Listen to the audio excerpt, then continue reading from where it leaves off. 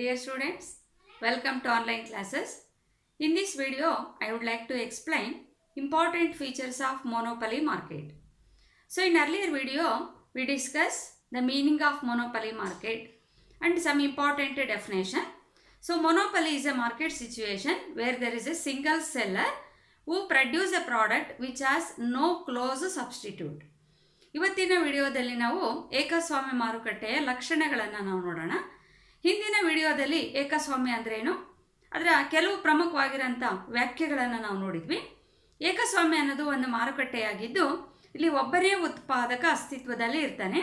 ಅವನು ಉತ್ಪಾದನೆ ಮಾಡುವಂಥ ವಸ್ತುವಿಗೆ ಯಾವುದೇ ಸಮೀಪದ ಪರಿಪೂರ್ಣ ಬದಲಿ ವಸ್ತು ಲಭ್ಯ ಇಲ್ಲ ಅಂದರೆ ಅಂತಹ ಮಾರುಕಟ್ಟೆಯನ್ನು ನಾವು ಪರಿಪೂರ್ಣ ಮಾರುಕಟ್ಟೆ ಅಂತ ಕರಿತೀವಿ. ಈಗ ಆ ಲಕ್ಷಣಗಳನ್ನು ಸ್ವಲ್ಪ ನಾವು ವಿವರವಾಗಿ ನೋಡ್ತಾ ಬರೋಣ. So first important feature of monopoly market is single seller. So monopoly market, it is derived, monopoly, the word monopoly, it is derived from two Greek word. Mono means single, poly means seller. So monopoly market is a market situation where there is a single seller exists in the market. So there is no competition in the market. So this is the market without any competition. So there are no rival firms in the market. So only single seller exists in the market. The single seller may be an individual person or individual sole proprietor, or may be a partnership, or may be any giant stock company. So totally the entire market is controlled by a single firm or may be a giant stock company. ನೋಡಿ, ಏಕಸ್ವಾಮ್ಯ ಮಾರ್ಕೆಟ್ನಲ್ಲಿ ಒಬ್ಬನೇ ಮಾರಾಟಗಾರ. ಹಿಂದೆನೇ ನಾವು ನೋಡಿದ್ದೀವಿ ಮೊನೋಪಲಿ ಅನ್ನೋ ಪದ, mono ಮತ್ತು ಪೊಲಿ ಎರಡು ಗ್ರೀಕ್ ಪದಗಳ ಸೇರಿ ಆಗಿರೋಂಥದ್ದು. ಮೋನೋ ಅಂದರೆ ಸಿಂಗಲ್, ಏಕೈಕ. ಪೊಲಿ ಅಂದರೆ ಮಾರ್ಕೆಟ್. ಅಂದರೆ ಈ ಮಾರ್ಕೆಟ್ನಲ್ಲಿ ಏಕ ವ್ಯಕ್ತಿ ಇರ್ತಾನೆ. ಹಾಗಾಗಿ ಯಾವುದೇ ಥರದ ಪೈಪೋಟಿ ಈ ಮಾರ್ಕೆಟ್ನಲ್ಲಿ ಇರೋದಿಲ್ಲ. ಪೈಪೋಟಿ ರಹಿತವಾದಂಥ ಮಾರ್ಕೆಟ್ ಆಗಿರುತ್ತದೆ. ಇಲ್ಲಿ ಯಾವುದೇ ಪ್ರತಿಸ್ಪರ್ಧಿ ಘಟಕಗಳು ಈ ಮಾರ್ಕೆಟ್ನಲ್ಲಿ ಇರೋದಿಲ್ಲ. ಹಾಗಾಗಿ ಈ ಮಾರ್ಕೆಟ್ನಲ್ಲಿ ಒಬ್ಬ ವ್ಯಕ್ತಿ ಅಂತ ಹೇಳಿದೆ. ಇಲ್ಲಿ ಒಬ್ಬ ವ್ಯಕ್ತಿ ಅಂದರೆ ಅವನು ಏಕೈಕ ಇರ್ಬೋದು, ಸೋಲ್ ಪ್ರೊಪ್ರೈಟರ್ ಆಗಿರ್ಬೋದು, ಅಥವಾ ಒಂದು ಪಾಲುದಾರಿಕೆ ಸಂಸ್ಥೆ ಆಗಿರ್ಬೋದು, ಇಲ್ಲ ಒಂದು ಕೂಡು ಬಂಡವಾಳ ಸಂಸ್ಥೆ ಆಗಿರ್ಬೋದು.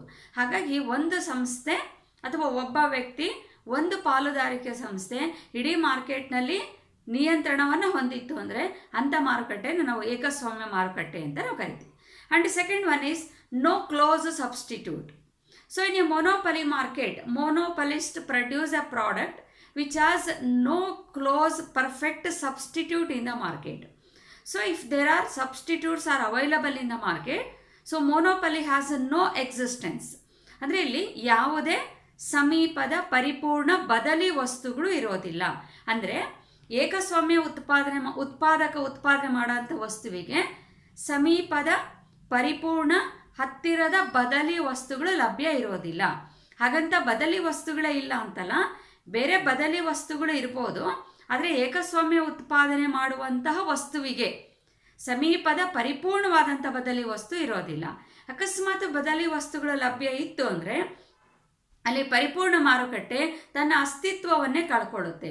ಹಾಗಾಗಿ ಏಕಸ್ವಾಮ್ಯ ಮಾರ್ಕೆಟ್ನಲ್ಲಿ ಏಕಸ್ವಾಮ್ಯ ಉತ್ಪಾದಕ ಏನೇನು ವಸ್ತುಗಳನ್ನು ಉತ್ಪಾದನೆ ಮಾಡ್ತಾನೆ, ಅವನು ಉತ್ಪಾದನೆ ಮಾಡೋಂಥ ವಸ್ತುಗಳಿಗೆ ಸಮೀಪದ ಪರಿಪೂರ್ಣ ಬದಲಿ ವಸ್ತುಗಳು ಇರೋದಿಲ್ಲ. So that is why he has a control over the entire market. ಹಾಗಾಗಿ ಅವನು ಇಡೀ ಮಾರ್ಕೆಟಿನ ಬಗ್ಗೆ ಸಂಪೂರ್ಣವಾದಂಥ ಹತೋಟಿಯನ್ನು ಹೊಂದಿರ್ತಾನೆ. ಈ ಹತೋಟಿ ಇರೋದಕ್ಕೆ ಸಾಧ್ಯವಾಗಿರೋಂಥದ್ದೇ ಇಲ್ಲಿ ಒಂದೇ ವಸ್ತು ಇರುತ್ತೆ, ಅದಕ್ಕೆ ಸಮೀಪದಲ್ಲಿ ಯಾವುದೋ ಬದಲಿ ವಸ್ತು ಇಲ್ಲದೆ ಇರೋದ್ರಿಂದ so monopolist control over the price. So I fix any price because no substitutes are available in the market. ಇಡೀ ಬೆಲೆಗೆ ಸಂಬಂಧಪಟ್ಟ ಹಾಗೆ, ಮಾರ್ಕೆಟಿನ ಪೂರೈಕೆಗೆ ಸಂಬಂಧಪಟ್ಟ ಹಾಗೆ ಅವನಿಗೆ ಸಂಪೂರ್ಣ ನಿಯಂತ್ರಣ ಇರುತ್ತೆ. ಆ ನಿಯಂತ್ರಣ ಅವನಿಗೆ ಬಂದಿದ್ದೇ ಯಾವುದರಿಂದ, ಮಾರ್ಕೆಟ್ನಲ್ಲಿ ಬದಲಿ ವಸ್ತುಗಳು ಲಭ್ಯ ಇಲ್ಲದೆ ಇರೋದ್ರಿಂದ ಅವನು ತನ್ನ ಉತ್ಪನ್ನಕ್ಕೆ ಯಾವ ಬೆಲೆಯನ್ನಾದರೂ ನಿಗದಿ ಮಾಡುವಂಥ ಅಧಿಕಾರವನ್ನು, ಸ್ವಾತಂತ್ರ್ಯವನ್ನು ಅವನು ಹೊಂದಿರ್ತಾನೆ. And there is a restriction on entry of new firm in the market. ಅಂದರೆ ಯಾವುದೇ ಹೊಸ ಘಟಕ ಮಾರುಕಟ್ಟೆಯನ್ನು ಪ್ರವೇಶ ಮಾಡೋದಕ್ಕೆ ನಿರ್ಬಂಧಗಳು ಇರುತ್ತೆ. So there is a strong barriers on entry of any new firm in the monopoly market. So the restrictions may be artificial or may be natural. ಅಂದರೆ ಹೊಸ ಘಟಕಗಳು ಮಾರ್ಕೆಟನ್ನು ಪ್ರವೇಶ ಮಾಡೋದಕ್ಕೆ ಒಂದು ಬಲವಾದಂಥ ನಿರ್ಬಂಧಗಳಿರುತ್ತೆ, ನಿಯಂತ್ರಣಗಳಿರುತ್ತೆ. ಯಾವುದೇ ಹೊಸ ಘಟಕ ಮಾರ್ಕೆಟನ್ನು ಪ್ರವೇಶ ಮಾಡೋದು ಅಷ್ಟು ಸುಲಭ ಅಲ್ಲ. ಯಾಕಂದರೆ ಹೊಸ ಘಟಕಗಳು ಬಂತು ಅಂದರೆ ಮೊನೋಪಲಿ ಮಾರ್ಕೆಟು ಮರೆಯಾಗುತ್ತೆ. ಹಾಗಾಗಿ ಇಲ್ಲಿ ಏಕಸ್ವಾಮ್ಯ ಉತ್ಪಾದಕ ಅನೇಕ ನಿರ್ಬಂಧಗಳನ್ನು ವಿಧಿಸ್ತಾನೆ. ಯಾವುದೇ ಹೊಸ ಘಟಕ ಮಾರ್ಕೆಟಿಗೆ ಬರ್ದಿರೋ ಹಾಗೆ ತಡೆಯುವಂಥ ಅನೇಕ ಪ್ರಯತ್ನಗಳನ್ನು ಮಾಡ್ತಾನೆ. ಅವನು ಕಾನೂನಿನ ನೆರವನ್ನು ತಗೊಂಡು ಪೇಟೆಂಟ್ ಕಾಯ್ದೆಗಳ ಮೂಲಕ ಅವನು ಪ್ರತಿಸ್ಪರ್ಧಿಗಳನ್ನು ನಿಯಂತ್ರಣ ಮಾಡ್ಬೋದು. ಕೆಲವು ಸರಿ ಕೃತಕ ವಿಧಾನಗಳಿಂದ ನಿಯಂತ್ರಣ ಮಾಡ್ಬೋದು, ಕೆಲವು ಸರಿ ನ್ಯಾಚುರಲ್ ಆಗಿ. ನೋಡಿ, ಕೆಲವು ದೇಶಗಳಿಗೆ ಕೆಲವು ವಸ್ತುಗಳ ಉತ್ಪಾದನೆಯಲ್ಲಿ ಏಕಸ್ವಾಮ್ಯತೆ ಬಂದಿರುತ್ತೆ, ಅದು ನಿಸರ್ಗದತ್ತವಾಗಿ ಬಂದಿರೋವಂಥದ್ದು. ಹಾಗಾಗಿ ಇಲ್ಲಿ ನಿರ್ಬಂಧ ಅನ್ನೋದು ಕೃತಕವಾಗಿರ್ಬೋದು ಅಥವಾ ನಿಸರ್ಗದತ್ತವಾಗಿ ಬಂದಿರ್ಬೋದು. But there is a restriction, there is a strong restriction on entry of any new firm in the industry or any market. ಅಂದರೆ ಇಲ್ಲಿ ಹೊಸ ಘಟಕಗಳು ಮಾರ್ಕೆಟನ್ನು, ಕೈಗಾರಿಕೆಯನ್ನು ಪ್ರವೇಶ ಮಾಡೋದಕ್ಕೆ ಸಾಕಷ್ಟು ಬಲವಾದಂಥ ನಿರ್ಬಂಧಗಳು ಇರುತ್ತೆ. ಆ ನಿರ್ಬಂಧಗಳು ಕಾನೂನಿನ ನಿರ್ಬಂಧಗಳಾಗಿರ್ಬೋದು, ಆರ್ಟಿಫಿಷಿಯಲ್ ಕೃತಕವಾಗಿರ್ಬೋದು, ನೈಸರ್ಗಿಕವಾಗಿರ್ಬೋದು, ಯಾವುದೇ ಇರ್ಬೋದು, ನಿರ್ಬಂಧಗಳು ಇರುತ್ತೆ ಅನ್ನೋದು ಒಂದು ಮುಖ್ಯವಾಗಿರೋಂಥ ಒಂದು ಅಂಶ. And fourth one is no distinction between firm and industry. So in monopoly market there is a single firm in the industry, so that is why firm and industry are the same. So firm itself is an industry and industry itself is a firm. So there is no difference between firm and industry. ಈ ಮೊನೋಪಲಿ ಮಾರ್ಕೆಟ್ನಲ್ಲಿ ಘಟಕ ಮತ್ತು ಕೈಗಾರಿಕೆ ನಡುವೆ ಯಾವುದೇ ಥರದ ವ್ಯತ್ಯಾಸಗಳು ಇರೋದಿಲ್ಲ. ಯಾಕಂದರೆ ಒಂದೇ ಘಟಕ ಇರೋದ್ರಿಂದ ಘಟಕನೇ ಕೈಗಾರಿಕೆನೂ ಆಗಿರುತ್ತೆ, ಕೈಗಾರಿಕೆನೇ ಘಟಕನೂ ಆಗಿರೋದ್ರಿಂದ ಇಲ್ಲಿ ಫರ್ಮ್ ಬೇರೆ, ಇಂಡಸ್ಟ್ರಿ ಬೇರೆ, ಇವು ಯಾವುದೇ ರೀತಿಯಾದಂಥ ವ್ಯತ್ಯಾಸಗಳು ಇರೋದಿಲ್ಲ. ಇರೋದು ಕೇವಲ ಫರ್ಮ್ ಮಾತ್ರ. ಸೊ firm itself is an industry and industry itself is a firm. There is no difference between firm and industry.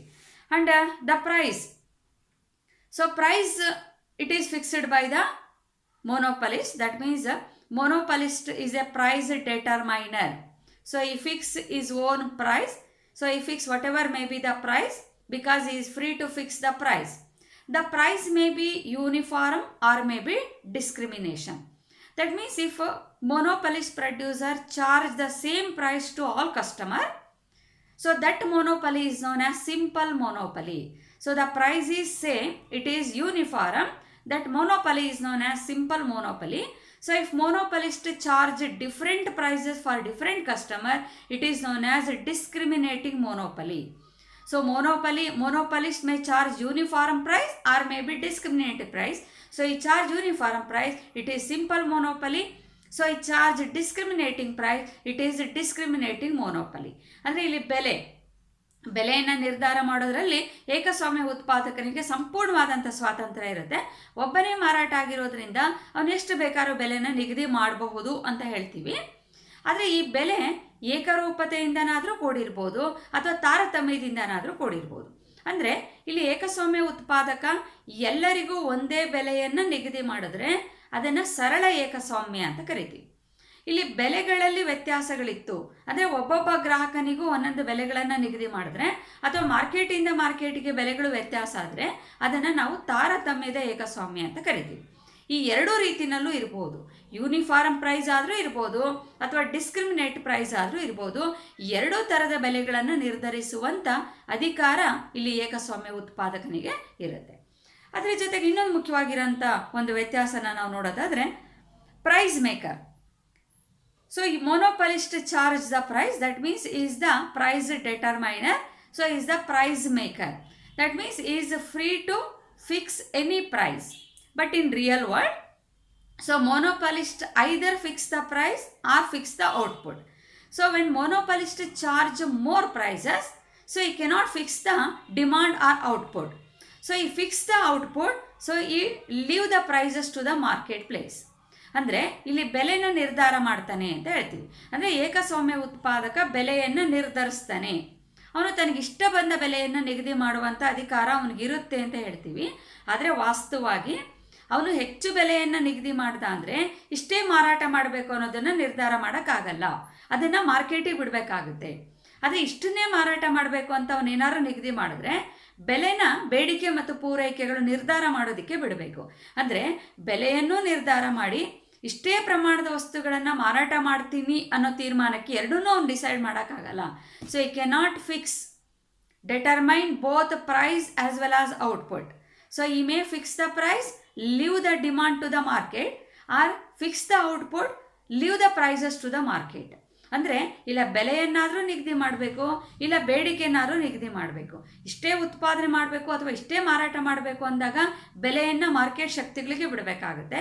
ಇಲ್ಲ ಬೆಲೆಯನ್ನು ನಿಗದಿ ಮಾಡಿದ್ರೆ ಎಷ್ಟು ಮಾರಾಟ ಆಗಬೇಕು ಅನ್ನೋದನ್ನು ಮಾರ್ಕೆಟ್ಗೆ ಬಿಡಬೇಕಾಗುತ್ತೆ. ಎರಡನ್ನೂ ನಿಗದಿ ಮಾಡೋಕ್ಕಾಗಲ್ಲ. ಆದರೆ usually is free to fix the price. Is the price maker, price determiner. ಆದರೆ ಇವನಿಗೆ ಬೆಲೆಯನ್ನು ನಿಗದಿ ಮಾಡುವಂಥ ಸಂಪೂರ್ಣವಾದಂಥ ಸ್ವಾತಂತ್ರ್ಯ ಇರುತ್ತೆ. ಅವನು ಯಾವ ಬೆಲೆಯನ್ನು ಬೇಕಾದ್ರೂ ನಿಗದಿ ಮಾಡೋದಕ್ಕೆ ಸಾಧ್ಯ ಆಗುತ್ತೆ.